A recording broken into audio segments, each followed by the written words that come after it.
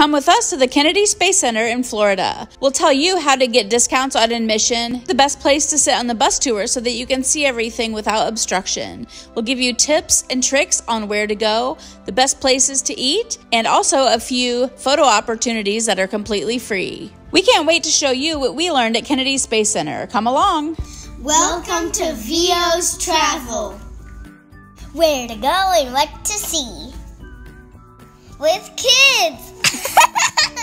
Kennedy Space Center is located in Cape Canaveral, Florida. It's about an hour east of Orlando, 30 minutes north of Cocoa Beach, and about an hour south of Daytona Beach. Admission price is $57 for adults, that's people 12 years old and older, and $47 per child. You can order them online beforehand, but there are about $5 or $6 in convenience fees. To get a discount, we went to Cocoa Beach, and right to the right-hand side of the Cocoa Beach Pier sign, there was a little visitor center booth that was selling tickets for $50 for adults and $42 for kids, with no extra charges. Their official address is Space Commerce Way in Merritt Island, Florida. There is a $10 fee for parking that is not included in your normal tickets, and they are open from 9 a.m. to 5 p.m. every day. You can enter the parking lot as early as 8:30 a.m., and I would suggest doing so and getting in line early. You will enter where this red arrow is located, and if you did get discount tickets from Cocoa Beach, make sure you go to Will Call first to turn those in for your actual tickets. When you first walk in, you'll be greeted by the Rocket Garden, and it is amazing. My first suggestion is to follow this blue line and go straight to the bus tour. You want to do that first before anything else at Kennedy Space Center. When you do get on the bus, make sure to sit on the right-hand side because everything that they point out will be on the right-hand side of the bus and you'll get a great view. This bus tour is 15 minutes long and will take you straight to the Apollo building, and oh my word, it was amazing. We spent a little over an hour and a half in this building and it was jaw-dropping. You'll start with a movie about the Apollo mission, and then it will open up and you will enter the big large building where there are all kinds of exhibits to check out, and make sure you see all of them. One that you don't want to miss is an exhibit saying become part of the people's moon. It will take your family picture and will actually email that to you as a free souvenir for later. But then look up on the big screen and they will show your picture as part of the moon to the entire room. It was really cool to see our picture up there. My daughter was really super excited about it, if you can't tell. Also, don't miss the Lunar Theater. It starts off with an educational movie that's really interesting and an interactive stage presence. It was a really cool thing to watch and took maybe 10 to 15 minutes. Don't miss that. Another exhibit that you cannot miss is the opportunity to touch a real rock from the moon. Make sure to check that out. That's right close to the Lunar Theater as well. Another exhibit that you don't want to miss is the one that honors 3 fallen astronauts, White, Grissom, and Chaffee. The way they honor them and present their story is really emotional and really rewarding to see. When we were done with the Apollo building, we went out back.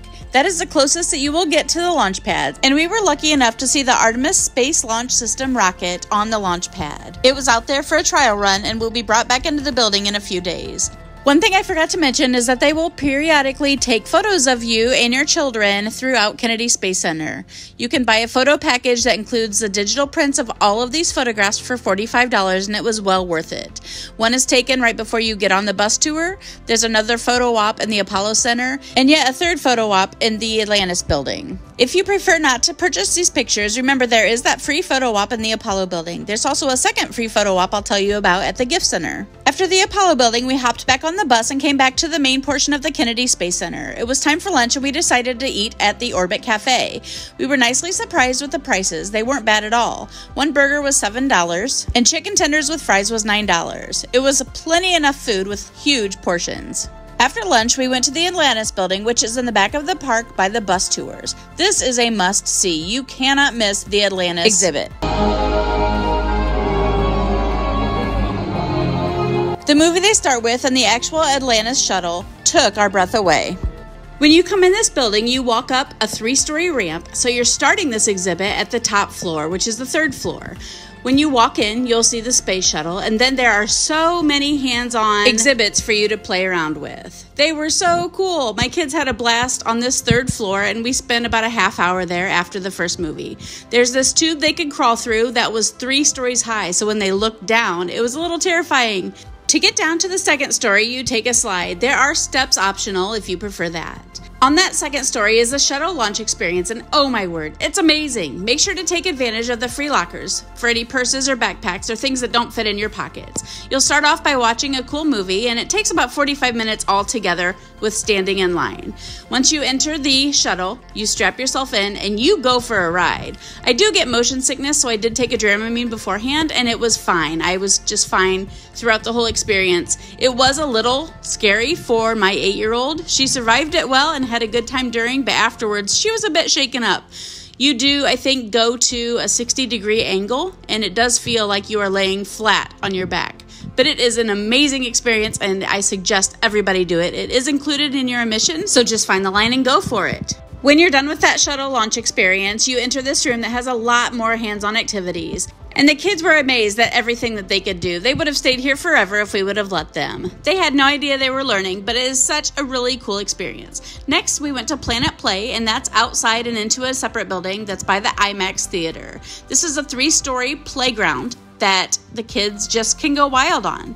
You start off on the first floor, and that first floor can feel a little overwhelming because the kids can start climbing and they go to the second and third floors rather quickly. So my suggestion would be to go to the second floor as a family and kind of making a meeting spot so that you all know where to gather when they're done playing. There are those really cool chairs, and they serve coffee, wine, and beer there for the parents. There's a fun slide that everybody can go down when they're done playing. Next, we went to the gift shop, which is the largest space shop in the world. It is located in the middle of the park, really close to the IMAX Theater and Planet Play. It is 2 stories of everything space. There was a really cool photo op that was free. It says right there, the selfie station is upstairs on that second floor, and it is a little computer that you stand in front of, and it takes your picture and turns you into an astronaut. And then they email that picture to you and also put it up on a screen for you to see. That was really fun for my kids as well. We decided to leave after that because it was almost 4 o'clock and we had had a long day. There were some other exhibits that we didn't get to, and I'll tell you about those now. There was a U.S. Astronaut Hall of Fame. There's also a place and a time where you can go and actually meet an astronaut and get their autograph. That will be listed on the paper they give you when you get in.